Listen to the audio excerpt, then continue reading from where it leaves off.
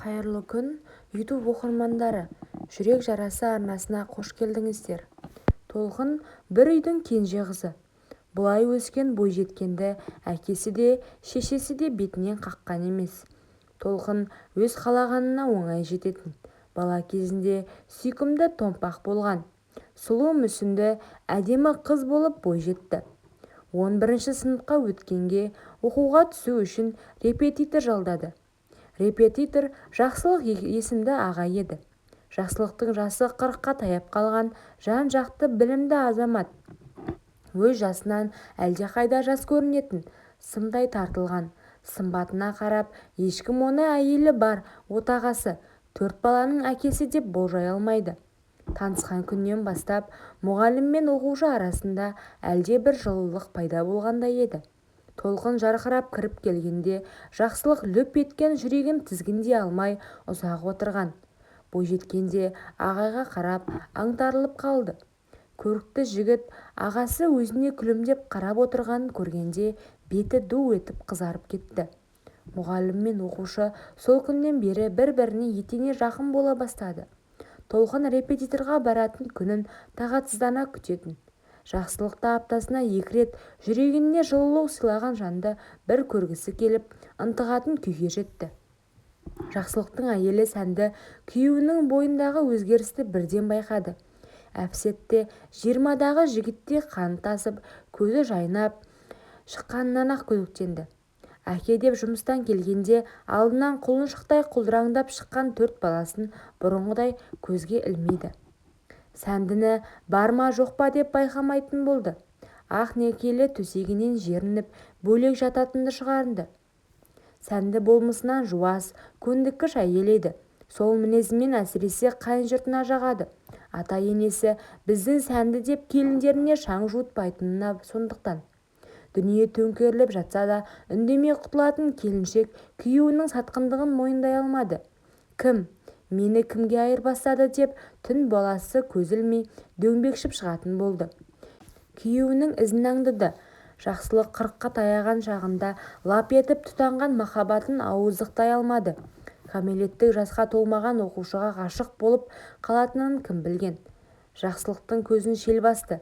Бара-бара сезім жетегіне еріп, Толқыннан өзгені көрмейтін болды. Толқын, мен сені сүйіп қалдым. Асау сезімімді ақылыма жеңдіре алмаймын. Екеуміз бәрін тастап кетейікші деді бір күні Жақсылық бойжеткенді құшақтап. Толқын қарсы болмады. Еркектің ыстық құшағына тығылып, ағай, мен қазір-ақ дайынмын. Не болса да сізбен бірге көруге белімді бекем будым деді Толқын. Жақсылық пен Толқын арасындағы махаббат күн сайын өрши түсті. Аралары 20 жас болса да Жақсылық 18-ге толған соң саған үйленемін деп Толқынға сөз берді. Қыз сүйіктісінің шешімін мақұлдап басын изеді. Жақсылық бір күні жарысқа оқушы апарам деген сылтаумен Толқынды үлкен қалаға алып кетуді жоспарлады. Жарыстың болатыны мұғалім ретінде оқушы апаратыны рас еді. Тек сол сылтаудың астында мүлдем басқа ниет жатқанын 3 адам ғана анық түсінді. Олар Жақсылық, Толқын және Сәнді еді. Бұл жаңалықты естіген Сәнді күйеуін ашық әңгімеге шақырды. Ғашығыңмен бірге кетеді екенсің ғой деп бастады әңгімесін. Не айтып тұрғанды түсінбедім деп әңгімеден басын алып қашты Жақсылық. Толқыныңмен бірге кетеді екенсің ғой. Кәмелеттік жасқа толмаған оқушы қызбен жүріс жасап қарабет атанғың келмесе, бұл жүрісіңді доғар деді Сәнді. Ол менің оқушым ғана, басқа ештеңе емес деді Жақсылық. Оқушың ба? Жүрген бір әйелің болмасын әйтеуір деді Сәнді азаланып. Не деп жала жауып тұрғаныңды білесің бе деді Жақсылық. Жала жауып тұр екенмін ғой. Жақсы, солай-ақ болсын. Жақсылық, соңғы кездері қатты өзгеріп кеттің. Отбасың бар, бала-шағаң бар деп ойламайтын болдың. Есіл дертің сол қызда деді. Сәнді көзі дөңгеленіп, жанарынан жас тамшысы үзіліп түсті. Жолға жиналуым керек деді де Жақсылық заттарын жиыстыра бастады. Сәндіні тағы да тыңдамады. Егер сен жауаптан жалтарсаң, ол қызға өзім хабарласамын деді әйел. Сол кезде барып Жақсылық ұйқысынан оянған адамдай селк етіп, оған не дейсің? Оның ешқандай кінәсі жоқ. Екеуміздің арамызда ештеңе жоқ деп қадап айтты. Сәнді не істерін білмей шақша басы сарадай болып қатты қиналды. Сөйтіп Жарқынай құрбысына хабарласып көптен бері ішінде сақтап жүрген жан сырын айтып салды. Бұл кезде Жақсылық жүктерін жинап, буып-түйіп жолға дайындалып жатқан еді. Сәнді балаларын енесіне тастап, құрбысымен бірге Толқынмен бетпе-бет сөйлесуге баратын болып шешті. Бірақ өзі көрінбейді. Сөз майданына құрбысын жіберіп, өзі тасада тыңдап тұрмақ. Толқын күнәсіз кейіпте мектебінен шығып келе жатыр екен. Сырттай қарасаң кәдімгі оқушы. Жарқынай оқушы қыздың алдынан кес-кестеді. «Сәлеметсіз бе?» деді Толқын сыпайы қалпында. Бейкүнә жанарынан балалық кетпеген, еліктің лағындай сүп-сүйкімді екен. Тұла бойы жинақы, үстіне киген киімі тал бойына мінсіз жарасып тұр. «Сәлем, Толқын, мен сенімен сөйлесуге келдім», деді Жарқынай. «Тыңдап тұрмын», деді Толқын сабырлы қалпында. «Мен Жақсылық пен Сәндінің жанашыр достарының бірімін. Атымды айтпай-ақ қояйын, саған айтарым бар еді. Жақсылықтың 4 баласы бар. 4 періштенің көз жасына қалып бақытты бола алмайсың. Қаншама жыл отасқан жан-жары Сәнді бар. Жақсылық уақытша егіліп жүрген болар, кейін несін жиғанда сені де тастап кетеді. Бір жамандыққа ұшырамай тұрғаныңда осы жерден тоқта», деді Жарқынай. «Бұның бәрін маған неге айтып тұрсыз? Ағаймен сөйлесіңіз, өтінем. Енді менің жолымды бөгемеңіз», деді Толқын салқын кейіпте. «Өзіңе қарашы, сен жассың, 12-де бір гүлің ашылмаған, 40-тағы кәрі еркекті қайтесің? Ол ертең қартайып қалады. Өзіңе тең жап-жас жігітте толып жүр ғой, айналаңа қарасаңшы», деп айғайлады Жарқынай бойжеткеннің артынан. Толқын етегі самал желмен желбіреп, аяғын тез-тез басып алыстай берді. Сәнді бір бұрышта жылап тұр еді. «Қайда менің жастық шағым, қайда менің 18 жасым? Мен қартайып қалдым. Жан серігім жас иіс іздей бастады. Мен енді күйеуіме тең емеспін», деп құрбысына мұңын шақты. «О не дегенің, жан құрбым? Сен сияқты алтын әйелді бағалай алмай жүрген еркектен сатаға кетсін», деді Жарқынай. Жақсылық сол күйі ешкімді тыңдамады. Жарысқа оқушы апарам деген желеумен Толқынды алып үлкен қалаға шұғыл аттанып кетті. Олар жалғыз емес еді. Жақсылық Толқынмен қатар тағы 3 оқушыны алып жүрді. Толқынның әке-шешесі мән-жайды бейхабар, әрі оқушылар топпен бара жатқан соң ештеңеден күдіктенген жоқ. Қыздарының қалтасына ақша салып, «Ақжол қызым, жеңіспен орал», деп шығарып салды. Қалаға жеткен соң олар қонақ үйге түсті. Оқушылар бір бөлмеге, Жақсылық бір бөлмеге орналасты. Түн. Жақсылық ары-бері аунап, дөңбекшіп жатыр. Толқынның бір сүйгісі келіп үздігеді. Сүйгені қол созым жерде, келесі бөлмеде жатыр. Оқушылардың ұйықтағанын күту керек. Жолда келе жатқанда бәрі ұйықтаған соң ешкімге білдірмей маған кел деп сыбырлаған. Толқын 3 күннен кейін кәмелеттік жасқа толады. 3 күн күте алмайды. Оңтайлы сәтті орайлы пайдаланып қалмаса, бұндай мүмкіндік енді тумайды. Бір сәтте есік тықыр етті. Жақсылықтың демі жиілеп, жүрегі атқақтай соқты. Мысықша басып, Толқын кіріп келе жатыр еді. «Кел» деп сыбырлады Жақсылық. «Ешкім байқап қойған жоқ па?» «Жоқ, бәрі ұйықтап жатыр», деді Толқын. Жақсылық жып-жылы қойнын ашып, Толқынды өзіне шақырды. Етегі түрілмеген бойжеткен жаңа піскен жемістей уылжып тұр. Жақсылықтың аузынан суы құрыды. Жанына имене отырған қызды аш қасқырша бас салып жатқызды. Қыз дір-дір етіп жатыр. Қос қолымен кеудесін жауып тіресіп алыпты. «Қорықпа жаным», деп Жақсылық оған жақындай түсті. Нәзік денесі мамықтай жұмсақ. Жақсылық тік шаншылған қос анарға күмп берді. Құшырлана сүйді. Қыздың денесі балқып қызған шоқтай ысып кетті. «Тұра тұрыңызшы, ағай», деді Ләззат құшағына енген бойжеткен. «Ағай демеші, сен енді мендік боласың», деді Жақсылық халқынып. «Ағай, өтінем», деп бірдеңе айтпақ болды бойжеткен. «Түш, үндеме», деді Жақсылық. Сөйтті де қыздың аузын қолымен жауып, бойжеткеннің бойындағы қадірлі дүниесін иемденді. Жақсылықтың бойына қанат біткендей бәйгеге қосқан жүйрік ат секілді тоқтамай шапты. Тер селдей ағып, қос қашықтың жалаңаш денелері бір сұлбаға айналғандай қонақ үйде вальс биледі. Таң сібірлеп атып қалыпты. Сол кезде барып, Жақсылық есін жинап, тез барып төсегіңе жата қал, деді оқушысына. Толқын орнынан атып тұрып, тез-тез киініп шығып кетті. Жақсылық жылы төсекті құшақтап қала берді. Төсекке тамған қыздық белгіні құшырлана иіскеді де ваннаға барып жуып тастады. белгіні жуғанымен енді толқыннан айырыла алмайды. Басын тәуекелге тігіп көптен ойында жүрген мақсатына жетті. Толқын енді мендік, менікі деп ойлады еркек. Бұл уақытта Сәнді 4 баласын құшақтап ояу жатыр еді. Қайран өтіп кеткен өмір, жанымды да, тәнімді де арнаған өмірлік жан серігім мені сатып кетті. Қай жерден қателестім, қай жерден жаза бастым деп ой шырмауына шырмалып жатты әйел. Күйеуімен төсекте табыспағалы қашан. Сәнді пысылдап ұйықтап жатқан балаларына қарады. Орнынан тұрып ас үйге беттеді. Таңда атып қалды. Балаларды сабаққа жіберуі керек. Ас үйге өтіп бара жатып, кіреберістегі ұзын айнаға көзі түсіп кетті. Айнаға жақындады. Айнадан өзіне мыж-мыж болып тұрған әйелді танымай қалды. Қалай қартайып кеткенмін деп әжім түсе бастаған жүзін қолымен сипалады. Өзін жек көрді. Жас кезінде қандай еді шіркін. Кез келген жігітті ғашық қылатын қылығы бар еді. Құрбылары сен сырт келбетіңмен ақ бір көрген жанды өзіңе тартып аласың деп бұған қызыға да қызғана қарайтын. Сырлы аяқтың сыры кетсе де сыны кетпейді. Жас кезінде сұлу болғаны тайға таңба басқандай анық көрініп тұрса да, жақсылықтың жүрегін Сәндінің бота көздері енді жібіте алмайды. Біз фитнеске барсақ та сен сияқты мүсініміз жоқ деп. Бұл да құрбыларының сөзі. Табиғат берген тал мүсіні ажарлы келбеті болса да, күйеуі бұны керексіз заттай етіп орта жолдан лақтыра салды. Сәнді айнаға әлі қарап тұр. Жақсылық пен толқынның бірге екені миының бір бұрышында шыбын сияқты ызыңдап тұрып алды. Маза бермеді. Күйеуім мені тастап басқаға кетті деген ой Сәндіні мүжіп тастады. Жақсылық пен толқын бір апта бойы қосақ қудай ләззат теңізінде жүзді. Ештеңе ойламады. Екеуінің де көздері бір-бірінен басқаны көрмеді. Толқынның 18 жасқа толған туған күнін әдемі мейрамханада өткізді. Үйге қайтар күн таяды. Жақсылық үйіне барғысы келмеді. Қасымда болғаныңды қалаймын, жаным, деді толқынға. Онда әйеліңмен ажырас, деді толқын. Жақсылық бұндайды күтпеген. Ажырас деймісің, деді сәл кібіртіктеп.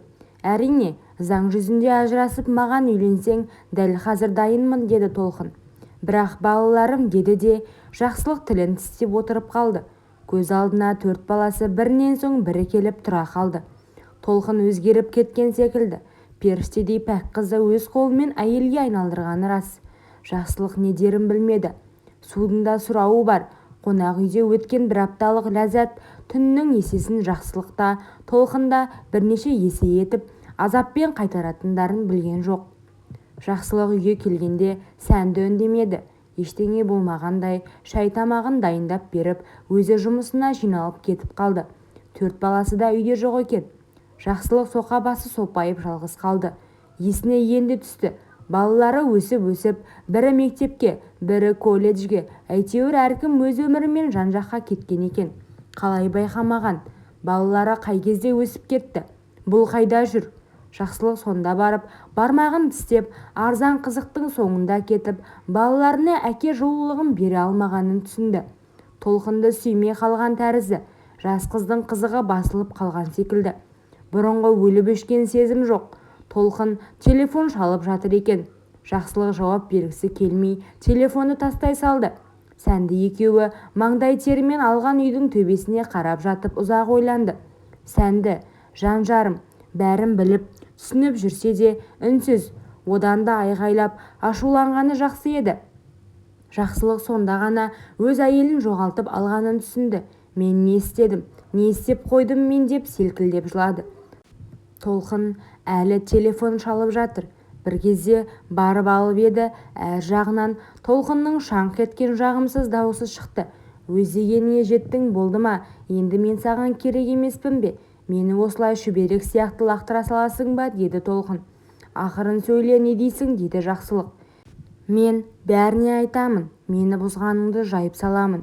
Маған үйленесің. Болмаса өз обалың өзіңе, деді толқын. Апырай, адам өзгерем десе бір сәтте екен. Бұрынғы сызылып тұратын инабатты толқын жоқ. Жақсылық телефонда қабырғаға лақтырып жіберді. Телефон шытынап еденге тарс етіп құлады. Жаза басқанын енді ұғынған еркек Сәндіні іздеді. Жабыққанда жұбаныш, торыққанда тірегі болған жан жолдасын қатты қажетсінді. Алло, Сәнді. Күтпеген жерден қоңырау шалған күйеуінің әрекетіне Сәнді аздап таңғалып қалды. Қанша уақыттан бері күйеуінен қоңырау келмеген еді. Иә, деді салқын түрде. Сәнді, қайдасың, деді Жақсылық. Не болды, деді Сәнді. Сен маған керексің, деді ойнап жүріп от басқан еркек. Кешке ерлі-зайыптылар ұзақ сөйлесті. Бұрынғы Жақсылық қайтып оралғандай. Бірақ Сәндінің жүрегі күйеуіне жабық еді. Өзіне жасаған опасыздығын әйел кешіре алған жоқ. Маған уақыт бер, деді Сәнді. Әзірге бөлек тұрайық, ойлануым керек. Жақсылық үндемей бас шұлғи берді. Көзі жәутеңдеп, ең далада жалғыз қалған баладай әйеліне жалтақтап қарады. Осылайша бір шаңырақтың керегесі шайқалды. Толқын күннен күнге күшіне міне бастады. Хит етсе ажырас. Мен саған тоқал болмаймын, заңды әйелің боламын. Әйтпесе бәріне қонақ үйде не істегеніңді жайып салам деп айғайлап шығатын болды. Жақсылық қызды жыға танымаған екен. 18 жаста болса да кексе қатын сияқты деп толқыннан жирене бастады. Ақнекелі жары Сәндіні сағынды. Толқын оңай шағылатын жаңғақ болмай шықты. Бетпердесі ашылып, шынайы жүзін көрсеткен сайын Сәнді мен Толқынның арасы жер мен көктей екенін ұқты да өкініштен өзегі өртенді. Сөйтіп жүргенде Толқынның аяғы ауырлап қалды. Жақсылықтың енді қызға үйленбеске шарасы жоқ еді. Ел арасында сөз жатама. Үшеудің арасындағы хикая жұртқа лезде тарады. Көргендер Толқынды саусағымен нұқып қаралап кететін болды. 4 баланың обалына қалдың. Біреудің шаңырағын ортасына түсіріп бақытты болмассың деп бетіне түкіріп кеткендер де табылды. Халық айтса қалып айтпайды. Жақсылық шыдамады. Арада 2 жыл уақыт өткенде еркек екінші әйелінің қойнынан қашып шықты. Бұл уақытта Сәндінің жан жарасы жазылып, бойын қайта тіктей бастаған еді. Күйеуі ажырасам дегенде оңай келіскен. Өйткені кетем деген еркекті құрық салып байласа да ұстай алмасы анық еді. Тың-тың, есіктің қоңырауы басылды. Сәнді кім болды екен деп асығыс басып есікті ашты. Қарсы алдында бұрынғы күйеуі Жақсылық тұр еді. Жүнжіп кетіпті, бет-аузын сақал басқан, қартайған секілді, бойы шөге бастапты. Жақсылық Сәндіні көргенде аузы ашылып тұрып қалды. Сәнді көктемге бір атқан бәйшешектей құлпырып сұлуланып кетті. Үстіне киген көйлегі өзіне құйып қойғандай жарасып тұр. Бота көзі мөлдіреп, ерекше жылулық шуақ шашады. Үйдің ішінен әлде бір жылы лебес еді. Жақсылық Сәндіні қапсыра құшақтап еңкілдеп жылағысы келді. Бірақ ар жақтан кім келген деген еркектің дауысы гүр еткенде Жақсылық төбесіне біреу мұздай су құйғандай кілт тоқтап қалды. Арғы бөлмеден бейтаныс ер адам шығып келе жатыр екен. Сәнді үйде жалғыз емес екен. Мынау кім, деді Жақсылық таң-тамаша болып. Ал сен кімсің, деді иығына 2 жігіт мінгендей денелі еркек. Мен. Расымен кім? Жақсылық Сәнді үшін енді тек балалардың әкесі ғана. Ал Сәндіге келуге қақысы жоқ. Ол құқықтан өз еркімен айырылған болатын. Ақнекелі жарын өз қолымен басқаға бере салыпты. Не үшін келдің, Жақсылық? Балаларды көру үшін келсең, ешқайсысы үйде жоқ. Есіңде болса, әрқайсысының телефондары бар. Өздеріне хабарласып сөйлессең болады. Айтпақшы, танысып қой. Мына кісі менің күйеуім. Елдос, деді Сәнді. Не, қашан тұрмысқа шығып кеткенсің, деді Жақсылық өз құлағына өзі сенбей. Сен үйленгенде менің де тұрмысқа шығуға қақым жоқ па деп жымиды Сәнді. Жақсылық далада отыр, жалғыз. Басындағы бағын бағалай алмаған еркек сүйіктісін өзгеге қимады. Шіркін, уақытты кері айналдырсам, бұл қателіктің бірінде істемес едім.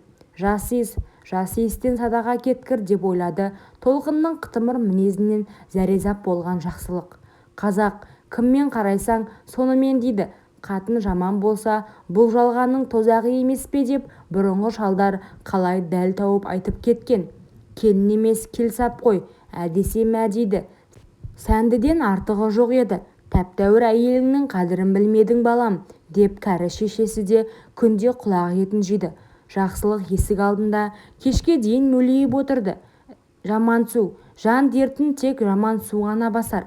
Шырғалаңға тап болған еркек жаман суға, ащы суға сылқия тойып алып екінші әйеліне бара жатты.